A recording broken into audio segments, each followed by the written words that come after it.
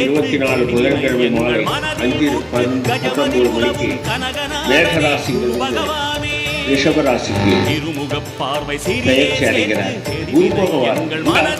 குரு பகவான் வந்தால்தான் கோடி புண்ணியம், குரு இல்லை என்றால் எந்த திசையும் கிடையாது. அதுபோல குரு பயிற்சியை முன்னிட்டு சித்தரை ஸ்ரீ செல்வாம்பிகை பக்த அனுகிரகம் சக்தி பீடம் நடைபெறும். இந்த விசேஷ பரிகார ஹோமத்தினால் செல்வம் பெருகும், கல்வி சிறப்புடையதாகும், பிணிகள் தீரும், ஆயுள் விருத்தி அடையும், பிரிந்த குடும்பம் ஒன்று சேரும், தொழில் விருத்தி அபிவிருத்தி, வியாபாரம் முன்னேற்றம் கிடைக்கும், கிரக தோஷங்கள் நீங்கும்.